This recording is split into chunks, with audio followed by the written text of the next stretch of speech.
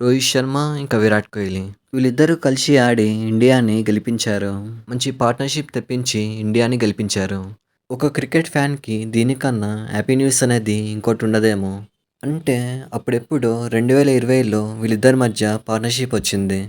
వీళ్ళిద్దరి మధ్య 100 పరుగుల పార్ట్నర్‌షిప్ అనేది 2020లో వచ్చింది. అంటే ఇక్కడ 5 సంవత్సరాల తర్వాత మళ్ళీ వచ్చింది. ఒక పక్క గౌతమ్ గంభీర్ వీళ్ళిద్దరిని టీమ్ నుంచి తీసేద్దామని చూస్తున్నాడు.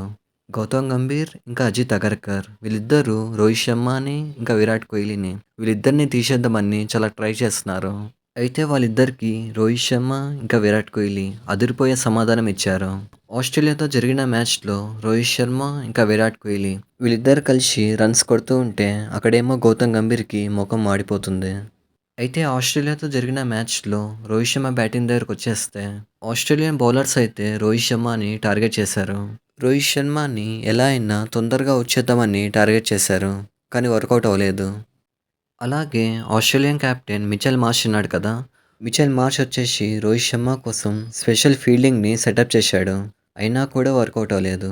రోహిత్ శర్మ ఆడే షాట్స్‌కైతే స్టేడియంలో ఉన్న ప్రతి ఒక్కరికి మైండ్ పోయింది. అంటే రోహిత్ శర్మలో 2 యాంగిల్స్ ఉన్నాయి.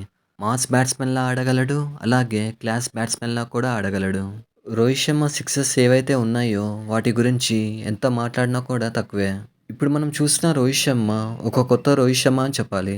మనం చూసినట్టయితే 2023 వరల్డ్ కప్‌లో వన్‌డే వరల్డ్ కప్‌లో కూడా ఒక టీ20 బ్యాట్స్‌మెన్‌లా ఆడాడు. అలాంటి రోహిత్ శర్మ ఇప్పుడు చూస్తే స్లోగా ఆడుతున్నాడు. అంటే వన్‌డే క్రికెట్‌ని వన్‌డే క్రికెట్‌లానే ఆడుతున్నాడు. అలాగే ప్రతి బాల్‌ని ఫోరో లేకపోతే సిక్సో కొట్టట్లేదు. మెల్లమెల్లగా రన్స్ తీసుకుంటూ మధ్య మధ్యలో 4లు, 6లు కొడుతున్నాడు. మ్యాచ్‌లో రోహిత్ శర్మ సెంచరీ చేసినప్పుడు క్రౌడ్ అయితే మామూలుగా అరవలేదు. ఎందుకంటే రోహిత్ శర్మ ఫ్యాన్ బేస్ అలాంటిది. అసలు చాలా అంటే చాలా ఓపికతో ఆడాడు. ఇలాంటి ఫామ్‌నే కొనసాగిస్తే మన టీమిండియా ఇంకా చాలా మ్యాచ్‌లు గెలవచ్చు. ఈ మ్యాచ్‌తో Rohit Sharma player of the match గెలవడంతో పాటు ప్లేయర్ ఆఫ్ ద సిరీస్‌ని కూడా గెలిచాడు. అయితే విరాట్ కోహ్లీ బ్యాటింగ్ దగ్గరకొచ్చేస్తే ఫస్ట్ 2 మ్యాచెస్‌లో అయితే స్ట్రగుల్ అయ్యాడు. ఫస్ట్ 2 మ్యాచెస్‌లో డకౌట్ అయ్యాడు. సో, ఫ్యాన్స్ అయితే చాలా భయపడ్డారు. ఈ మ్యాచ్‌లో ఎలా ఆడతాడని. విరాట్ కోహ్లీ అయితే ఒక రన్ తీయగానే సెలబ్రేట్ అనేది చేసుకున్నాడు. ఈ మూమెంట్ వచ్చేసి మ్యాచ్‌లో ఫన్నీ మూమెంట్ అని చెప్పాలి. అయితే ఈ మ్యాచ్‌లో రోహిత్ శర్మ లాగా విరాట్ కోహ్లీ కూడా ఫామ్‌లోకొచ్చాడు. రోహిత్ శర్మకి ఏమాత్రం తగ్గకుండా ఫోర్స్‌ని కొట్టాడు. ఈ మ్యాచ్‌లో విరాట్ కోహ్లీ స్ట్రెయిట్ డ్రైవ్ ఆడతాడు. ఆ స్ట్రెయిట్ డ్రైవ్‌ని చాలా అంటే చాలా బ్యూటిఫుల్‌గా ఆడాడు. అంటే సచిన్ టెండూల్కర్ తర్వాత స్ట్రెయిట్ డ్రైవ్‌ని అంత బ్యూటిఫుల్‌గా ఆడాలంటే విరాట్ కోహ్లీ అని చెప్పాలి. మనందరికీ తెలిసిందే విరాట్ కోహ్లీ వచ్చేసి కవర్ డ్రైవ్ ఆడడంలో స్పెషలిస్ట్ అని. కానీ ఈ మ్యాచ్‌లో చూస్తే స్ట్రెయిట్ డ్రైవ్ కూడా అంత బాగా ఆడాడు. అలాగే ఈ మ్యాచ్‌లో విరాట్ కోహ్లీకి ఛాన్స్ కూడా వచ్చింది. ఎల్లీసేసిన బౌల్‌కి విరాట్ కోహ్లీ ఔట్ అయ్యాడు.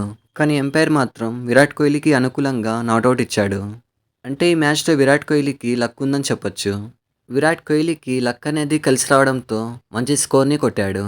ఇలా విరాట్ కోహ్లీ ఇంకా రోహిత్ శర్మ ఇద్దరు కలిసి టీమిండియాని గెలిపించారు. టీమిండియాని వైట్ వాష్ కాకుండా బతికించారు.